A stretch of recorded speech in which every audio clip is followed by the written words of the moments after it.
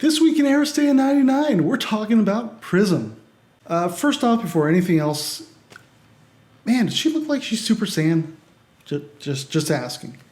Anyhow, Prysm is a character from Human Fate. She comes in with an initiative of 6, movement of 4, energy of 5, and health of 4. This is pretty good. She definitely wants to go first. She's someone you want to seize the initiative with. Movement, not bad. 4 health is kind of low for ostensibly one of the most obnoxious tanks in the game, but she's got tools to help out with that. So first off, her defense is a green and 2 yellows. This is a very odd defensive combination, to be honest. Green, always good. Love that on anyone who's going to be right up there in the fight. But really, it's the 2 yellows that should cause the most interest, I think. This gives her an additional chance for more block results, obviously. Not great, but overall more. But it gives her a lot more chances for exclamation marks, and that ties into her character switches. We'll get to that after. Next up is her brawl roll, which is a yellow. This is not a terribly good brawl, to be honest. Not very many chances off the bat for getting the block results. What does sort of help, though, is tied into her switches. Then finally, you have her agility, her disengage roll, which is a yellow and an automatic block, which is counterintuitive at first, I'll be honest. But again, this plays into her switches. You're going to be hearing that a lot. So she is actually a little unusual in that she has 2 character switches. The first one is 2 bangs, and she can nullify a success of her opponent's roll within range 1 to 5, no line of sight required. So if she happens to get 2 successes, she happens to get 2 bangs off that brawl roll, well, that's as good as a shield, isn't it?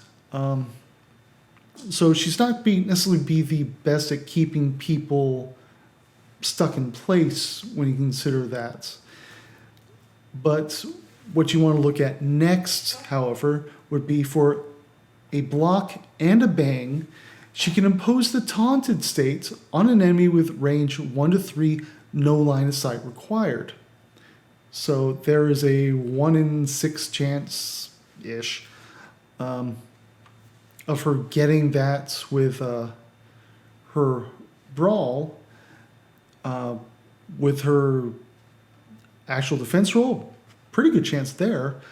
And with her actual agility, she's hardwired, not necessarily to get away, but at the very least to taunt them, because, well, the yellow die's got the most bangs on it. And since she already has the automatic defense, the chances for getting that switch are pretty decent, actually. Her offensive ability is Gamma Radiation. It is an orange, it is a blue, it is a yellow. Blue, great chance of getting the block result. Yellow, great chance of getting the bangs. This is not a bad way to start laying in, again, the taunts. With range 1 to 2, line of sight required, there's a little potency there if you want to go for the damage. But really, you're taunting. That is probably arguably the best use of this ability. The reason why you want to get all these taunts out comes up when you look at her first passive, Pulsing Light. It's range 1 to 5, no line of sight required. And this is the number one reason why people will hate Prysm. Enemies taunted by you that can't perform an attack against you must attack you whenever they can. Range 1 to 5 is well within range for pretty much every character. But the key is not necessarily that you are going to taunt to get the attacks from Maximus or Musashi or someone like that. That is important, but that because they must attack you, they must. And everyone has contender, which is a range 1 to 8 attack. So if they are taunted by you from 6 to 8, if they attack, they have to attack you. But if it's range 1 to 5, they must attack you. So if you get into the enemy's back lines, as it were, and you taunt their support characters, and you're within that 1 to 5 range, guess what? They have to attack you. They're going to spend 3 energy on a suboptimal attack, attacking Prysm.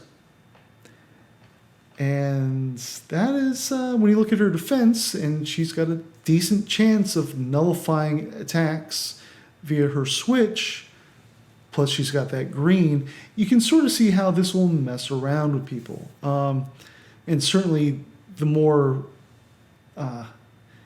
focused they are on support, I think the worse this is for them. Now, Contender's a 3-point attack, but if they happen to have a 2-point attack as well, such as, say, for instance, we'll take it into go into Eclipse or even a Pavati. Their attacks are 2 points, so they have to attack twice. And that's energy being spent trying to take out Prysm, not supporting their team directly.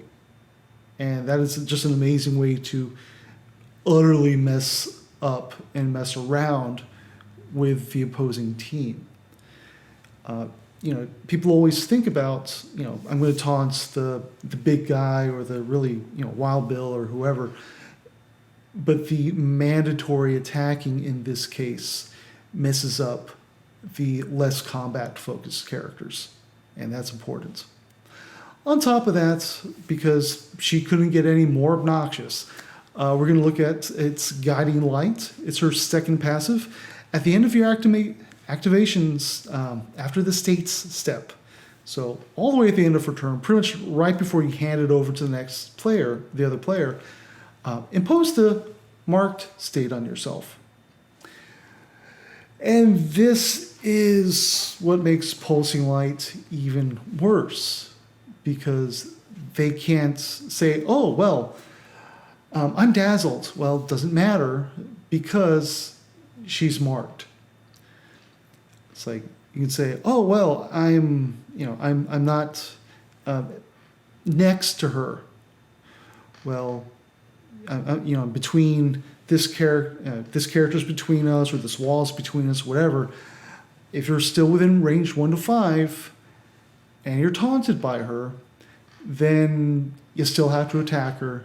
So if she's facing off Musashi, he must attack her. That's the first thing he has to do. So instead of doing his beautiful sword attacks, it's Contender. So you can kind of see how this is she's really meant to mess with you. She is probably arguably the most horrendous taunting character because of this. Now, whether or not that she's the better tank, that's up for debate. But certainly when it comes to taunting, I'd rather be taunted by Senor Masacre, who only gets a bonus to his damage. I don't have to attack him. Then you've got Maximus. Well, Maximus is just a big meat shield. She sucks away energy. It's an indirect and risky way to essentially suck out 3 energy from any character within that range.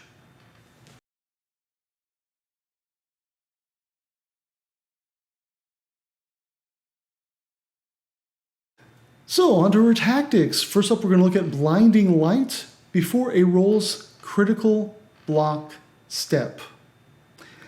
Very specific timing of that. You do want to be careful. Nullify all successes from a taunted character's roll. That is sort of horrifying. Certainly if you are going against a high damage character, Musashi, Wild Bill, Major Luna, and you have them in the situation where they must attack you, you're going to be getting a lot of fire. There's really no ifs, ands, or buts about it. This is essentially a get out of free card because you're nullifying everything before the critical block. That's a good way to ruin someone's. That I've had that happen to me, and it is a little deflating. Let me tell you. If you have a way to fish that card back out from your discard pile, by all means. This is absolutely a no-worthy card. If you're playing against Prysm and you've got the ability to send her to the infirmary, you generally want to do it. That's risky in and of itself. This is a good time to mention next up is her Solar Flare tactic. After the resolution of Prysm's defense roll, inflict 2 damage to the attacker. So this is interesting because it just says inflict 2. So she could be dazzled or not have line of sight or any of these things where she basically would not be able to return damage back to whoever the attacker is. And just, okay, you attack me, that's fine, that's great. Have 2 damage on you. Very nice card. It's a very rude surprise. I've done that. It's great. But you do want to be mindful, again, of when it takes place. So it's after the resolution. So everything's sorted out. You take this, I take that. Okay, that's fine. By the way, boom. You take damage. Timing is very important in Aristeia. It's worth spending a little bit of time to get familiar with that. Speaking of fussy timing, it's refraction. After Prysm receives damage, but before sending her to the infirmary, impose the dazzle state on all taunted enemies. Inflict 1 damage to all the dazzled enemies. So by itself, this is actually a pretty nice card. It is that kind of spiteful, well, you got me this turn, but I'll be back sort of card to play. If you happen to have other characters on your team that can impose dazzle, this is better with them than without. Certainly Gata and Eclipse come to mind right off the bat. And just 1 free damage to all dazzled enemies. There's no range on it either. Likewise, it doesn't say it has to be dazzled because of the effect it is. So if Gata's dazzled someone clear across the board, well, they're going to take a damage as well. So this is, if you set this up right, and it's not really something you can really plan for. You can just try and stay ready for it. You don't necessarily know when Prysm's going to end up going to the infirmary. This could be a nice poof to everyone.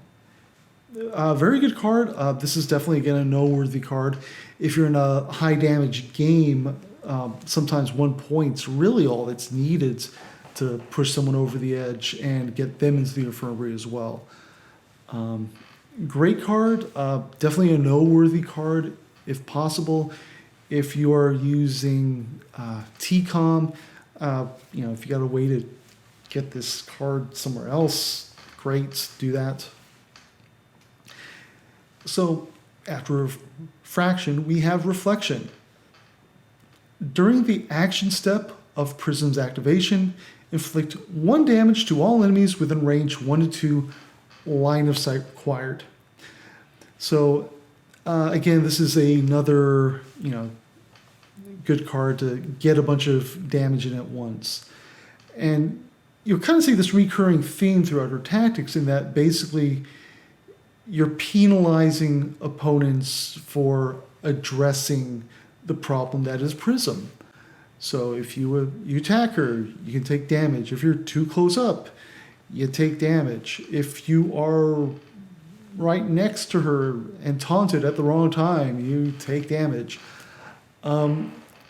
This is all of her cards apply pretty much just to her directly, which is fair, because her lower defense and her switches mean, she's more likely to take damage, but she's also more likely to taunt. She's going to have a lot of opportunities to taunt.